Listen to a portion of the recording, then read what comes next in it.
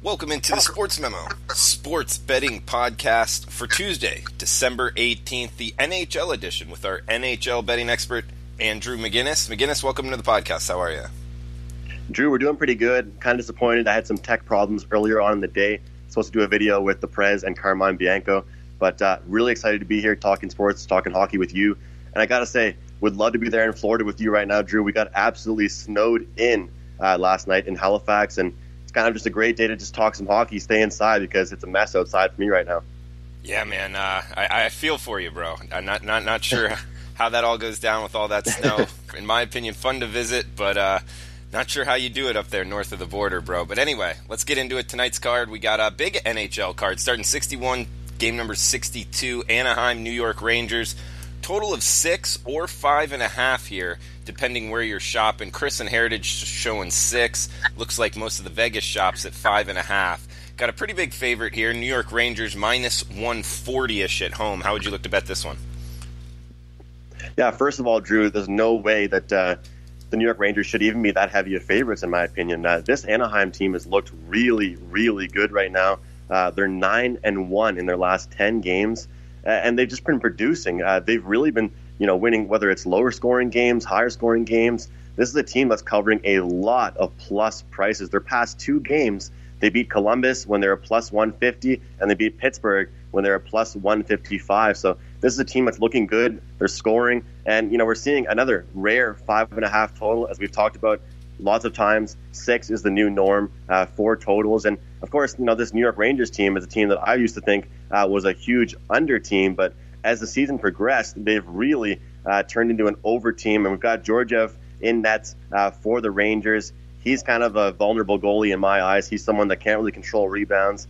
I don't think he's that elite goaltender. Nowhere close to Henrik Lundqvist anyways. So for me, I expect lots of goals in this one. Anaheim is on a back-to-back situation. And for me, I like to bet overs on teams on a second half of their back-to-back because that means they're going to be playing a little bit sloppy, maybe a little bit lazy, a little bit tired. And to me, that creates goals. So we're going to go over the 5.5.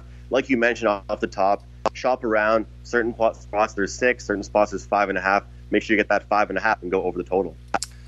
McGinnis, we got 63-64 up next. Toronto at New Jersey. Toronto's the big, heavy road favorite here. Minus 155-ish, depending where you're shopping. As high as minus 165 at the Greek. High total here of 6.5. How would you look to bet Toronto, New Jersey? Toronto right now, Drew, going through a little bit of a slump, if that's what anybody really wants to call it.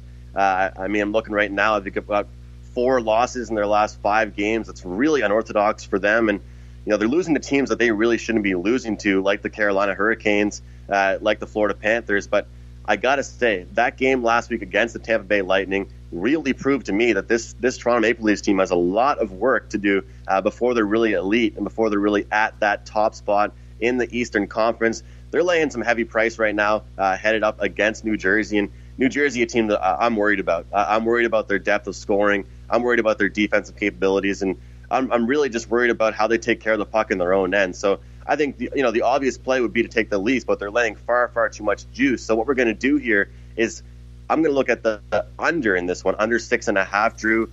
I just really think that this team has to buckle down defensively and has to realize that if they're going to play solid, they're going to play a good game. You got your dog inside. That's awesome, guys. And there's my beagle. But as I continue, I'm going to say I really need to expect to see a more defensive game. We're going to go under the total of 6.5, Drew. Sorry about that. Hey, no worries, man. It happens. So you're snowed in? He can't get out and go for a walk, huh? That's probably what's going on.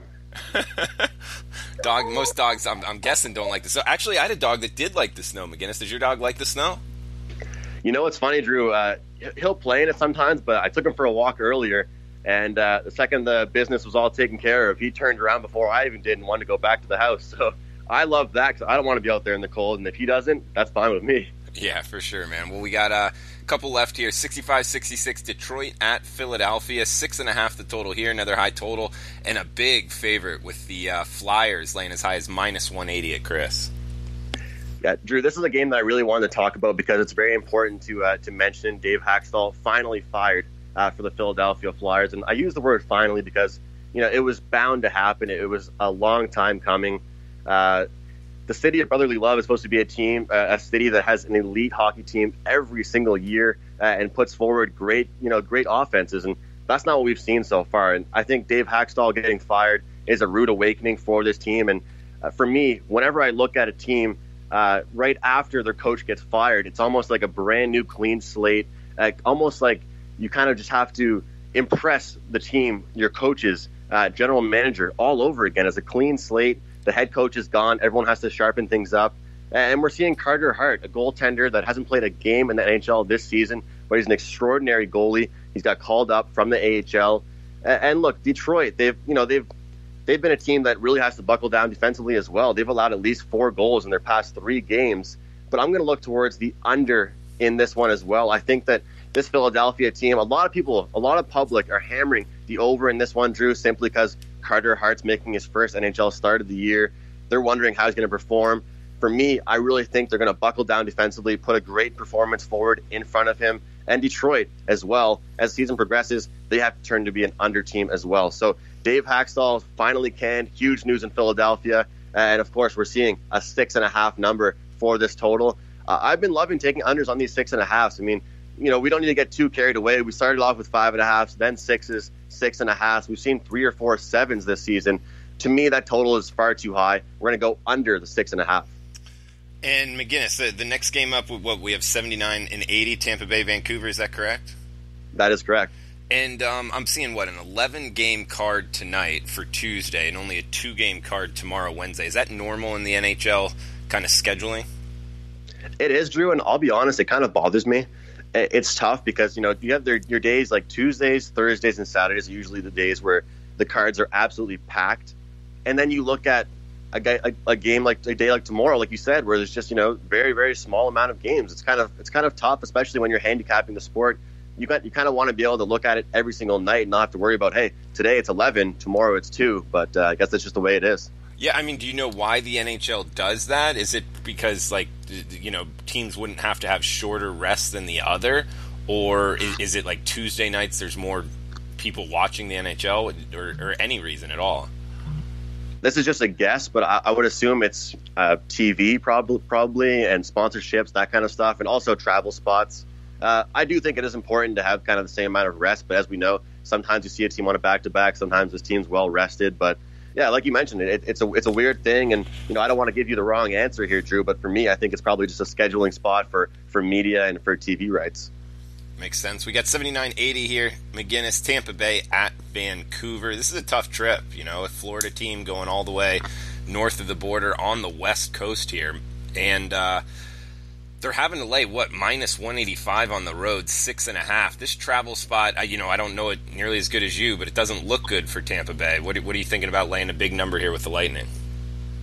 Exactly. No, it's a great point you make, and I think, I've told you this a couple times this year when I've been on a podcast with you where I think that teams are actually more successful at the tail end of their road trips than they are at the beginning of their road trips. And, Vancouver's a team that's been very, very covering a lot of underdog spots, and they've been involved in a lot of games people might not think they will be involved in.